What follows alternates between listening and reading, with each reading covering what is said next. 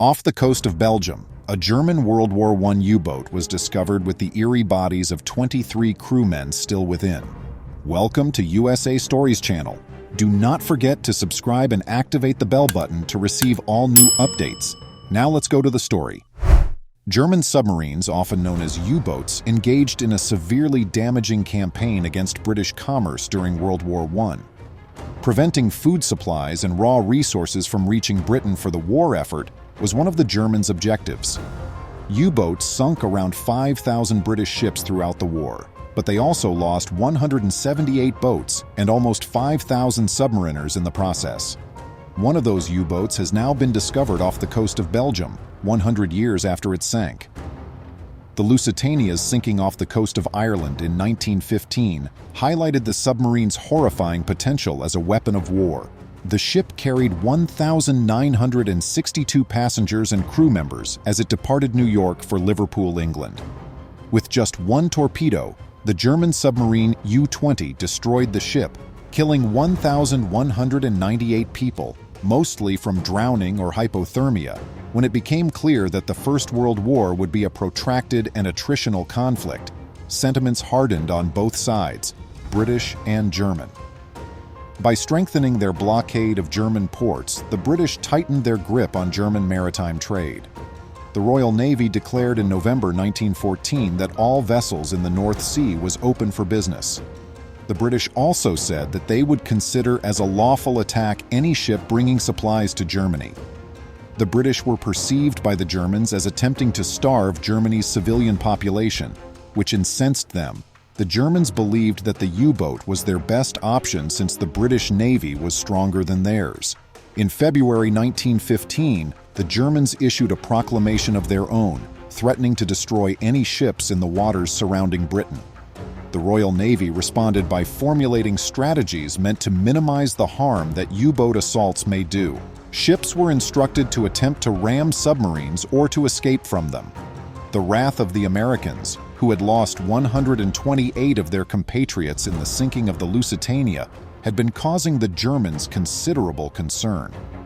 The submarine war was mainly abandoned in the North Sea and the Atlantic because they were afraid of inciting the neutral United States to join the British side in the conflict. Still, activities went on in the Mediterranean and other oceans. However, the Germans once more resorted to the notion of an all-out submarine war as World War I dragged on. Since they only sunk a small portion of the merchant fleet, their actions early in the war had really had little effect on British trade. However, a German admiral now believed he had a workable strategy. Admiral Henning von Holtzendorf thought that if the U-boats could sink 600,000 tons of commerce ships each month, that would be a decisive blow to the British.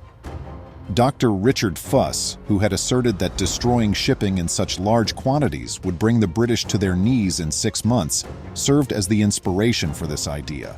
The German Kaiser was informed by military leader Paul von Hindenburg that the war needed to finish quickly and in whatever way possible. As a result, on February 1, 1917, the Kaiser gave the go-ahead for the unrestricted U-boat raids to resume. This increasing hostility on the high seas was initially seen as a German victory.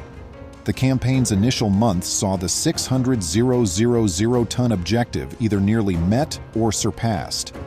To try and stop the attacks, the British instituted a convoy system in May 1917.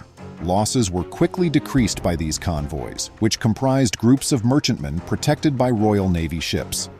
The U-boats suffered greater losses as a result of the system, as they were more likely to encounter heavily equipped Royal Navy ships, though still very serious. The U-boat menace had been minimized by 1918, the last year of World War I. The German danger was being diminished in part because many more U-boats were being sunk and because mines were being laid effectively. When the war ended in November 1918, the Allies seized and destroyed every U-boat that remained. In 1916, one specific U-boat, a UB-2 class submarine with the designation UB-29, was lost in seas around Belgium. The Belgian marine archaeologist Thomas Termote has spent years searching seabeds for wrecks related to the whereabouts of the wreck of this U-boat and the fate of its crew for over a century. The ship was attacked in December by the Royal Navy cruiser HMS Landrail.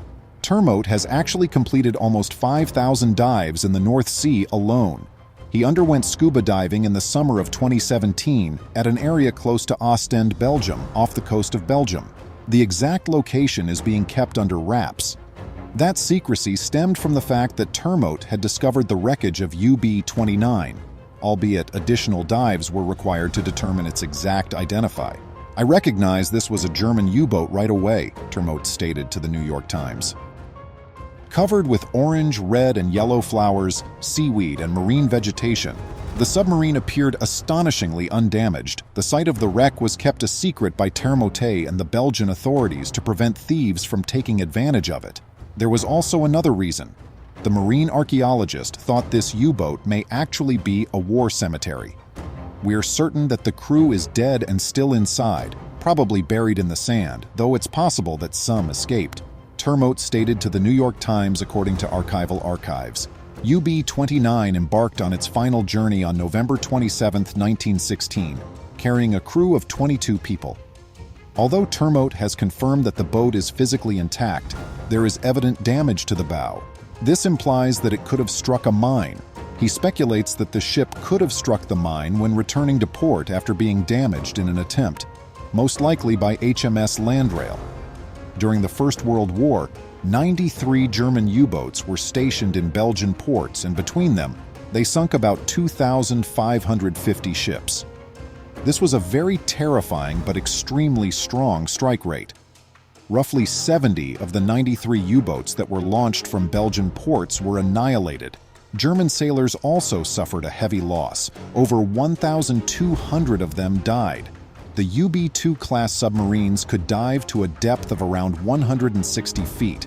They were 82 feet long and at their widest point, about 20 feet broad. The submarines were outfitted with an on-deck armament for surface attacks and surfaced events, as well as 2 torpedo tubes on their bows. The UB-29 wreck has recently been requested by the German government to be designated as a war cemetery by the Belgian authorities. The German ambassador to Belgium stated in an interview with the Associated Press, "Graves should be graves. That is to say, they should be protected and will rest in peace." Please remember to subscribe to our channel, give us a thumbs up, and turn on the notification bell so you won't miss any of our videos. If you enjoyed the tale, the next video that plays on your screen will probably move you too.